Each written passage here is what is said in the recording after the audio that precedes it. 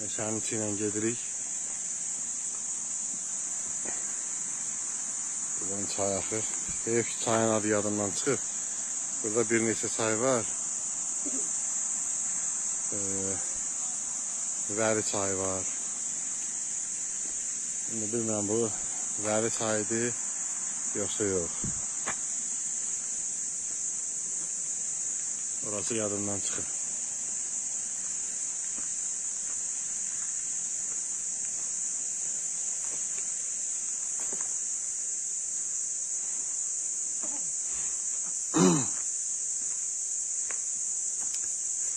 Deməli, asfaltdan bulağa 11 kilometrdir. İndi də harisi 6 kilometr getmişik. 6 kilometrdən biraz çox. Bəlkə də 7 getmişik, baxmamışam.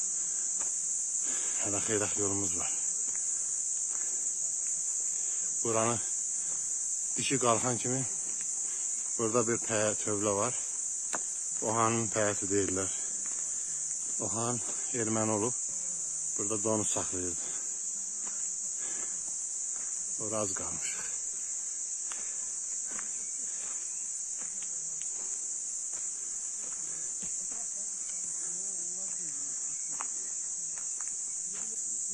O sancak var.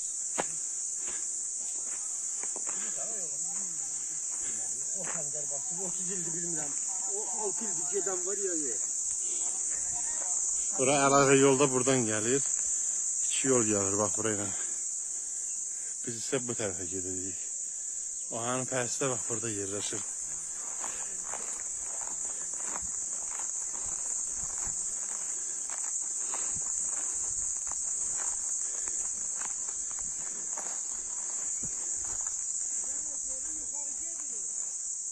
Yuxarı sağa dönəcəyik. Oradan. Hara getir? Mən Ohanın pərsini çəkmək istəyirəm. Deyə Ohanın pərsi bax orada yerləşirdi. Körçöz basır. Daşlıdır burada görsəniz. Yola yenə əzbikdir. Yox, körçöz basır. Keçənləri görürdün. Oradan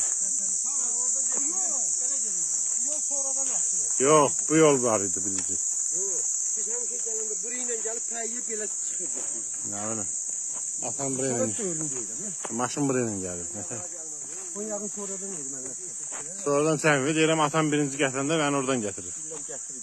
Hətta bu dilli deyirəm. Bilmirəm ben.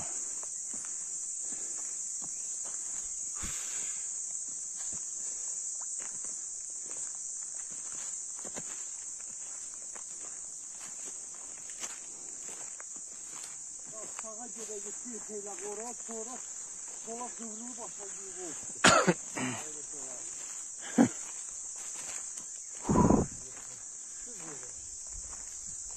Saat neçədir?